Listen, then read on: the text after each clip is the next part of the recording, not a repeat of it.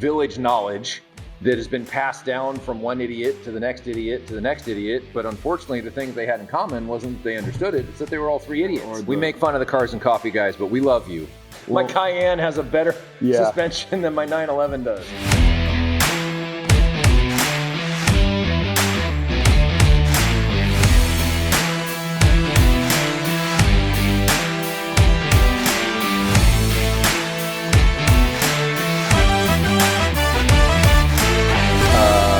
Probably start with kinds of suspension and then move into the geometries of said suspensions, because they kind of are quantified a little differently depending on how the upright is dangled off the car.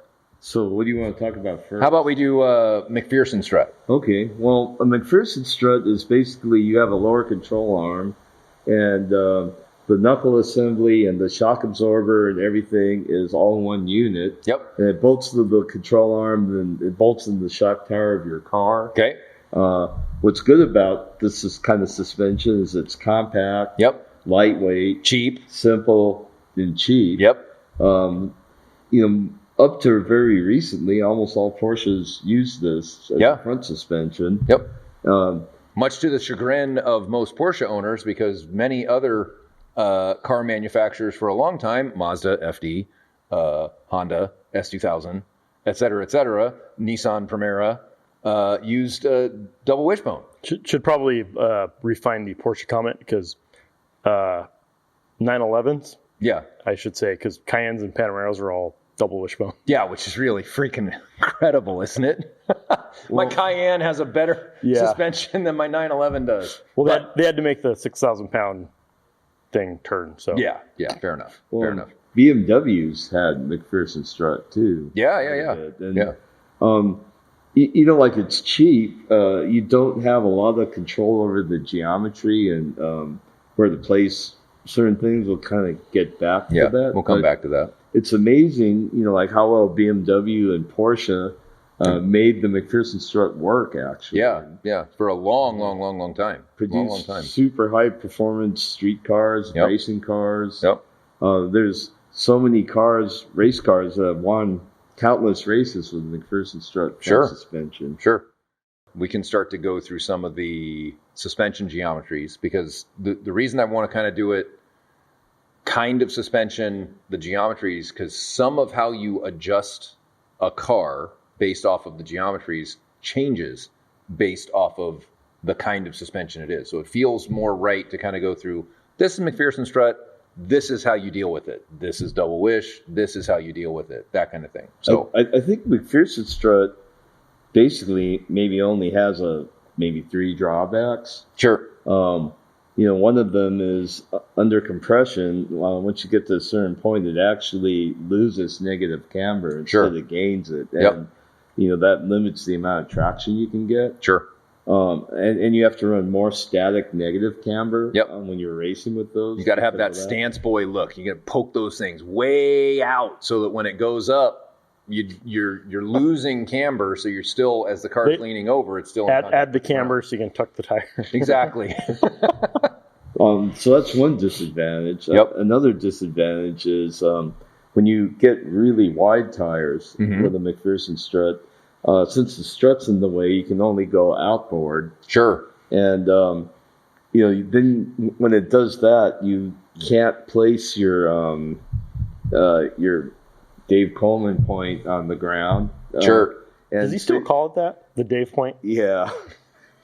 and so your scrub radius 20-something years later. Right. So instead of the tires pivoting like this, they're actually going in a big arc and scrubbing. Okay. And that could cause poor turning, understeer. Scrub radius is the radius of the arc that is formed by the tires moving through that radius when you're turning. Well, what it is, it's the center line of the tire, and then the projected point, you go from the upper strut bearing through your ball joint into the ground. Okay. And the distance between the center of the tire and that is your scrub radius. Gotcha. And when you go to wider tires, it's of course going to get bigger. It gets bigger and bigger. Sure, because the center moves out. So you get that scrubbing, you get that kind of push understeer. Yep. The other thing that happens is that the steering gets really sensitive to split mu surfaces. Okay. So if the asphalt grips a little better on this side and this side, but the steering is really good at pull. Okay.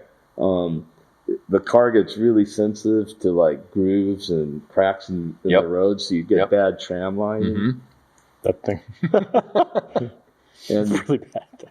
And the other thing is, like when you're going at big steering angles, the tire contact patch actually starts getting tilted up on the corner, so you lose contact patch because it's like tilting so much. Right. It lifts the outer tire off the ground. You guys have seen that. You see it on Formula Drift cars typically, where they're turning and they'll be way like up on their corners, right? Yeah. Then Mercedes and BMWs, when you see them parked, like their tires are like way up on their corner, right? And 911s do that. Yep. So those are the main disadvantages. Sure. So the advantages are cheap, light, simple. Yep. The disadvantages are all those geometric ones. Yeah. We have camber. Negative camber loss under compression. So as the car is leaning over, the way that you would want the tire to contact the ground, that you kind of set it up statically, is kind of a moving target. So as it loads up, the car is you're going to need to check tire temps. You're going to have to check tire wear, actually have a driver that knows something to be able to give meaningful feedback about the G loads that the car is making to really kind of set it up reasonably well. And one thing, like even the Porsche, when you have a track alignment, a lot of negative camber, I mean, it works good for your fast sweeping turns. Right. But then if you have like an autocross kind of turn, right, you can actually get into that tilt. So, you turn in, it's awesome, and then the car just skates forward. Right. Or if you just pulled all the tire up off the ground. Right. Yeah. Or if you get a really ham-fisted guy driving, he could possibly do that too. Just. Yeah.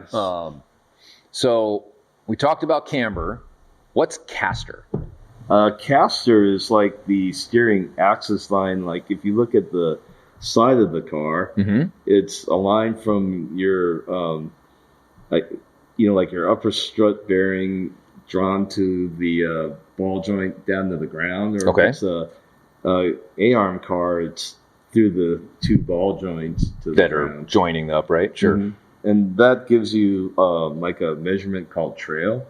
So you draw a straight line through the tire and the line to your caster line, and that distance is your caster trail. Okay. And what that does is it gives you straight line stability. Okay. So imagine, like your shopping cart, like when you push it forward, the casters rotate backwards. Sure. And they have that self-alignment torque, so your shopping cart can turn. Yep.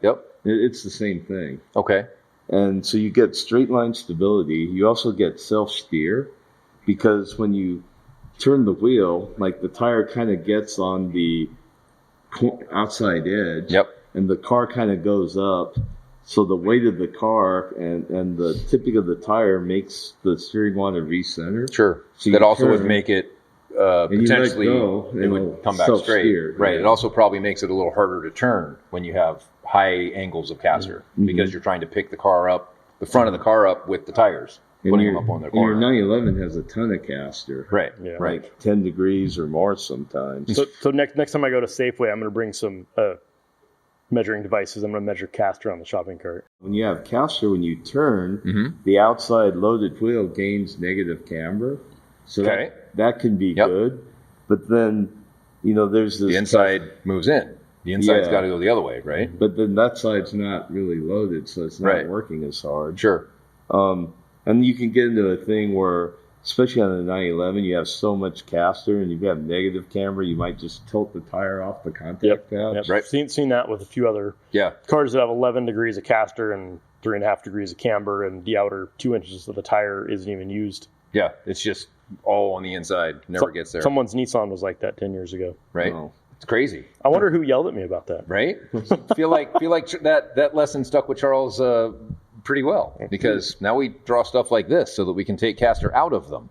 Yes. So that we can keep more of the tire in contact. And the Porsche guys scream when you do stuff like that. Oh yeah. Like Porsche did it the best. Why did you think they wanted it modified? They would have made it modifiable. Oh really?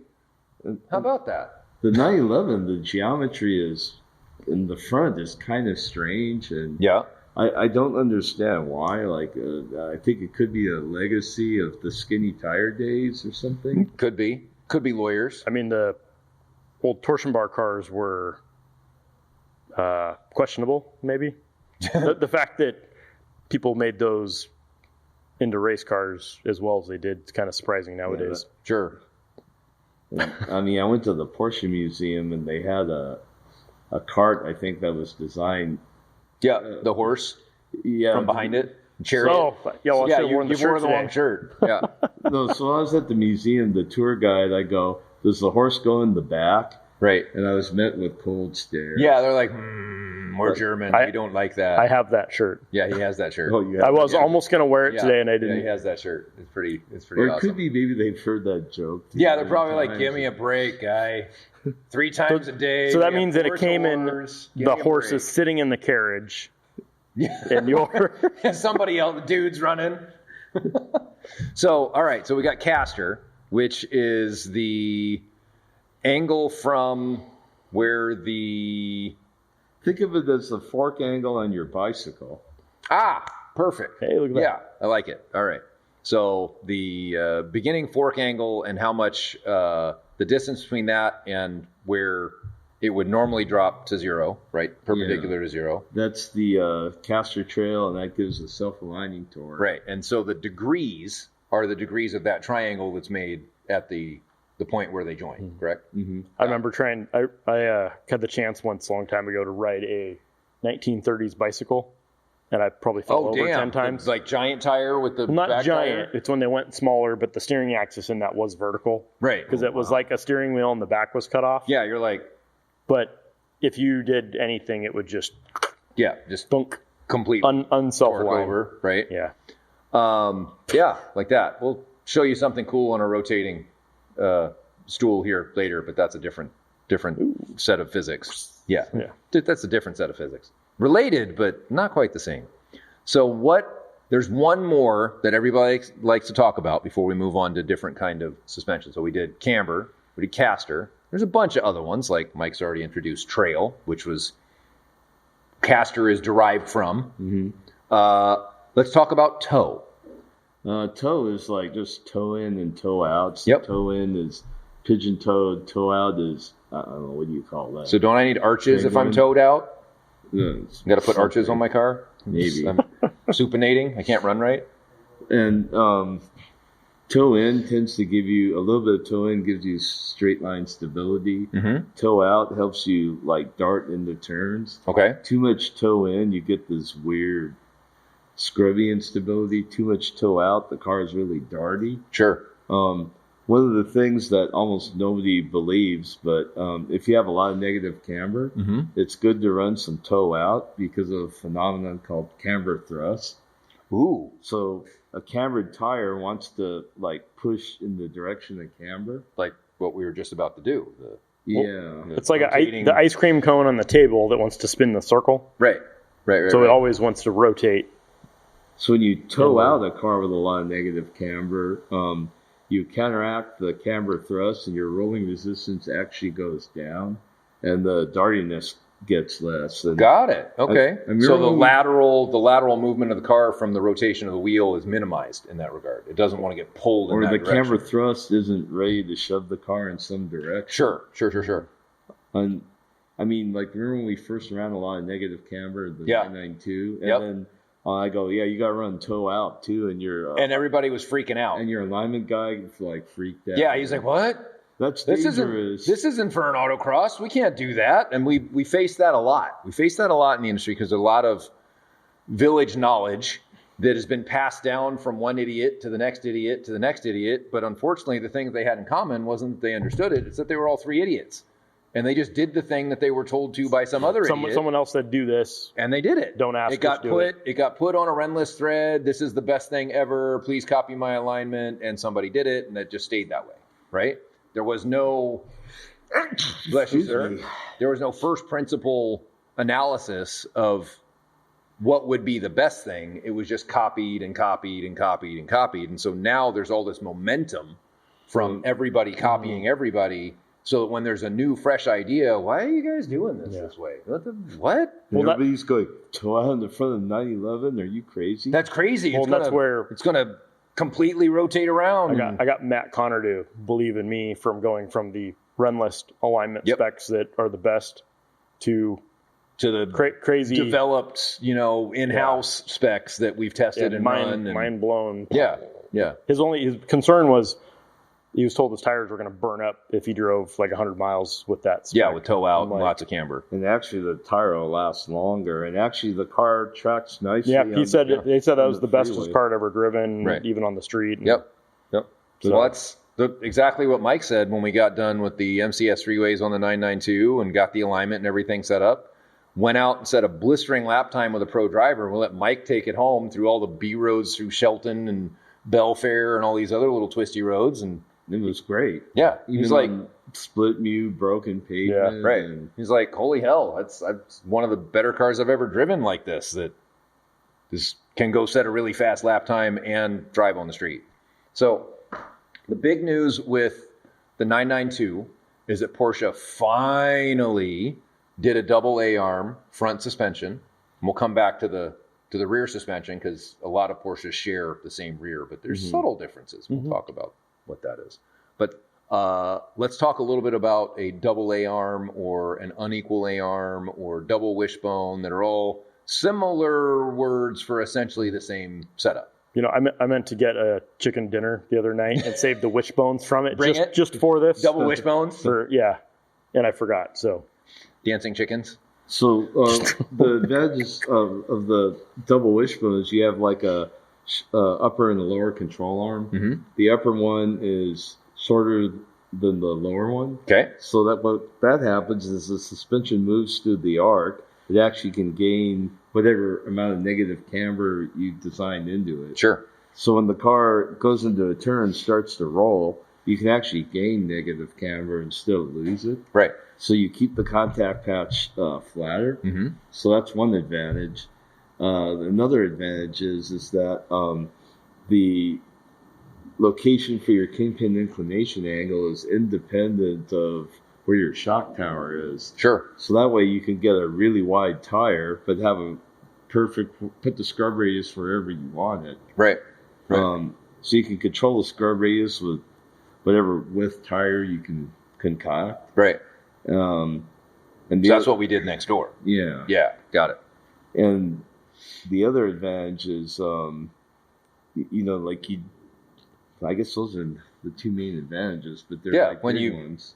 When you're doing, the one that I like is when we do things to the alignment or do things to the front, you don't have to completely realign the car. There are a number of things that you don't have to touch again. Unlike a McPherson Strut, if you touch any one of them and believe it's an independent thing, it's not independent. Well, on some of the cars, on a Strut car, you need to keep, because you can't always just move the caster and camber in a Strut car. Right. The upper strut mount has to go somewhere, and you can't always put it where you want it. Right. Sometimes in a double wishbone you can. Yeah. And sometimes with a Strut car, if they have camber plates. Yep. You see a guy, I want my race camber, and he just maxes it. Yeah, he just like pushes it all the way in. But then his kingpin inclination goes way up. Right.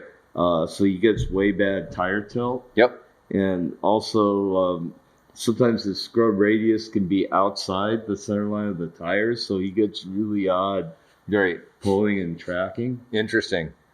Yeah. So these, I've never been a fan of the mobile, change the camber at the track because, I guess I've always been sharp enough, even when I didn't completely understand it, that it was not an independent thing. You can't just independently move that and expect these other linkages that are attached to it not to have pulled it into a different place. There's a few cars out there. BMW has a couple where if the steering rack is in the same plane as the lower control arm and the inner ball joint is at the same axis as those. Mm-hmm. In theory, you could. Okay. I'm going to say in theory, not that you should. Or yeah. Right. But I don't know if that's me telling somebody, hey, it's okay to do this or not, because I wouldn't say that's the case. But I think I'm guessing that was their intent. Right. But let's take a different tact on this. So everybody's got a good idea of what McPherson Strut is. We went through that. what the interrelated attributes of McPherson Strut are as far as, camber, caster, toe, how those things go together.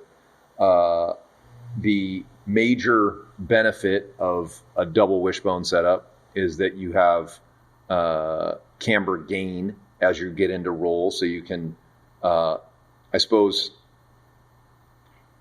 one way to think of it is you can run less static camber for the same amount of contact patch on the racetrack. Now, what's curious is if you look in the owner's manual of this beautiful spaceship behind us, Porsche and their illustrious friends Manthey have a recommendation for camber for the front of this car that is vastly different than what we're running. Yeah, they have complete alignment specs in there for complete alignment specs, and it feels like it's supposed to be a street car.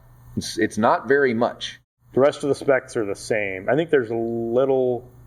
I think the caster is still pretty high. Yeah, caster is still like 9.5. Yeah. And then the toe-in... Yeah, they run toe-in in the front. A little bit of toe-in in the front. Yeah, the I stock... always felt that maybe they do that for liability. Yeah, I think so too, yeah. They want a car that'll just plow on. Just it was a little push, less push. like stock on not on this car stock. Well, not how this car was when it arrived here stock. I should say. That's a good side. Different. We'll talk about that. But yeah, it was like that's pretty wild. 0.17 toe in versus 0.12, I think. Yeah, something like that. A little less worse. So what's interesting is a lot of guys are being told that the Manthey alignment, that's what they want to put on their car, and it's in the book. Manthey alignment. It comes with the car, and this car is a lot faster and a lot more stable now. When we put, essentially a derivative of what we learned from Mike on the 992 GT3, the Dundon alignment. Go down the rabbit hole too far, dig it too deep, fill it in a little bit, and then back it off, right? Yeah. Charles did what Charles does. He likes to, we had it at 10, he turned it up to 12, and then we backed it off to like 10.5, as far as volume knobs go. That's the only way to find it, though. So. Exactly. We took the car out, and we're like, holy shit, this thing's darting all over the place. I forget how much toe out we had, but it was, we'll say significant. We'll use the term significant. We're also millimeter out of up over -4 degrees of camber on a street tire. But honestly, the car didn't feel horrible there. It actually felt really responsive and fun on the racetrack. It was fast with worn tires on a hot day. It was fast. It was just as fast for Ted with 3 track days on those tires as it was when we ran it the last time on the Manthey spec. Talk to us about why that is. What is Porsche doing, do you think? I kind of think that maybe the alignment specs are that way for a couple reasons. To get longer tire life for a cars and coffee kind of dude. I gotcha. We make fun of the cars and coffee guys, but we love you. I'm gonna get special baby diapers made with Dundon on them so you guys can wipe your cars down and rep for Dundon while you're wiping it down. And then for the doctors and lawyers that tool around their Porsches. Yeah, there's a lot of those. It could be for better tire life for that kind of driver. Okay. And it could be liability, so the car will tend to go into grinding understeer at the limit rather than be balanced. Right. Just so, I think Porsche's really gun shy, like after that 930 lawsuit. Sure. So that's a number of years ago for some of you young whippersnappers. The 930 was a turbocharged, air-cooled car that had a tendency to want to swap its ass end for its front end. Yeah. Quite easily.